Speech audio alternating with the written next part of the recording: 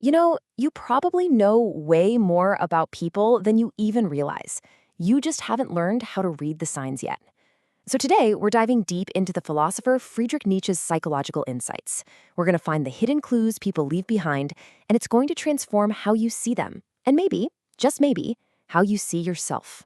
From a very young age, we're all taught to trust words, right? But what if what people say is mostly just a distraction, a way to protect what they're truly feeling? Nietzsche believed that the surface of someone's personality, well, that isn't really them. It's their armor. Now, you might hear that and think it sounds a little cynical, but Nietzsche was actually offering a really crucial insight into human nature. He believed we all wear masks, not to be fake, but simply to survive in a social world. And this idea of the mask, it's the key to everything else we're about to explore. So here's our game plan. First, we'll get a handle on the mask itself. Then we'll learn how to spot the cracks, where the truth starts to leak out.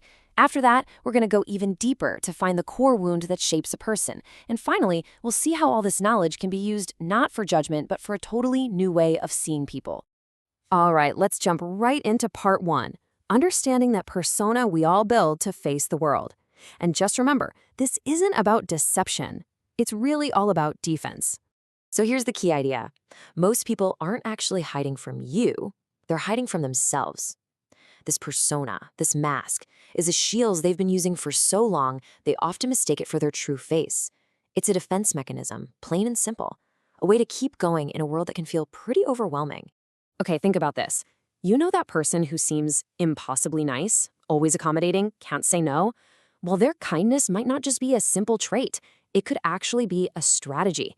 It's a very calculated way to make sure they are never, ever rejected, a deep fear that's secretly driving all their behavior.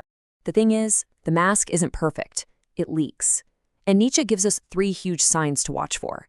First, projection. We often attack in other people, the very thing we're afraid to admit about ourselves. Second, silence. The topic a person refuses to talk about, that tells you exactly where their fear is. And third, excessive virtue. When someone is constantly broadcasting how moral they are, they might just be hiding a desperate need for superiority. So let's move on to our second section, and you'll see how this all builds. Look, it's one thing to know the mask exists, but it's a whole other thing to actually see it crack. And it's in those little moments where the performance fails that the truth really starts to show itself. So why does someone over-explain every little thing, or have to dominate every conversation, or just disappear completely? Well, it almost always comes down to fear. The fear of being abandoned, of being humiliated, of failing. If you really want to understand somebody, stop asking what they want. Instead, ask yourself, what are they terrified of losing? The answer to that is where you'll find the truth. Think about that look at me energy we see everywhere, especially online. Nietzsche didn't see that as strength. He saw it as desperation. When someone is constantly performing, it's often because they don't believe they'll be seen or loved without putting on a show. So it's not really a display of power. It's more like a whisper of need. And what about the person who needs to micromanage everything and everyone around them? That's often a huge sign of inner chaos. When your internal world feels like a total mess, you try to control the external world obsessively. So that person who dominates to feel powerful, they aren't strong. They're terrified that if they let go for even a second, the whole thing will fall apart. Or how about the person who seems a little too sure of themselves, always perfectly composed? Nietzsche saw this as a performance of certainty from people who are scared of being truly seen. This kind of chronic confidence can be a way of burying a past regret, or maybe a version of themselves they're trying to outrun. Because real peace, well, it doesn't mean to perform. Okay, this is a super powerful tool. Whenever you hear exaggeration, you're actually hearing a confession. Someone who says, I don't care what anyone thinks. Oh, they care. They care a lot.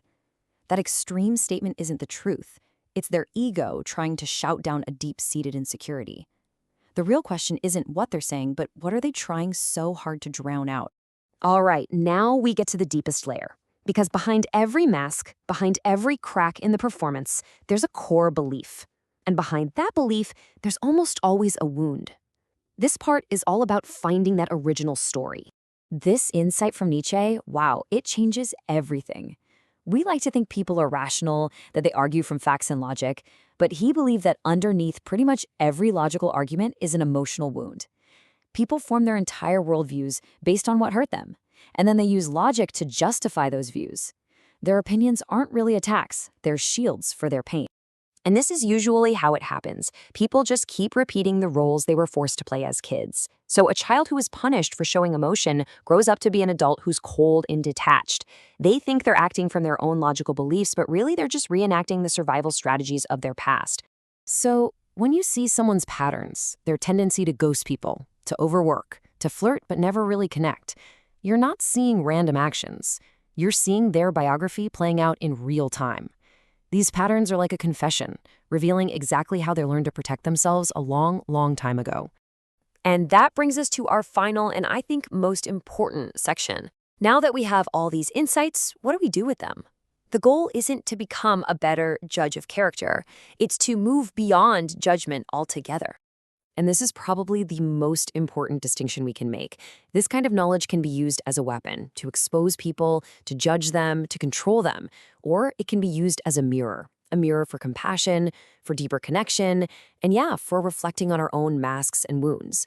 Nietzsche didn't want you to see through others to gain power. He wanted you to see through them to finally, truly connect.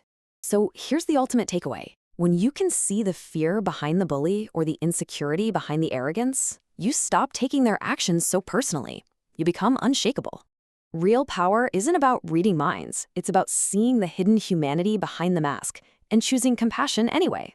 And now, let's turn that mirror around, because every truth we've covered today wasn't just about other people. It was about you too, your patterns, your fears, your mask. So just take a second and reflect. Which one of these insights hit you the hardest and revealed something not just about the world, but about yourself?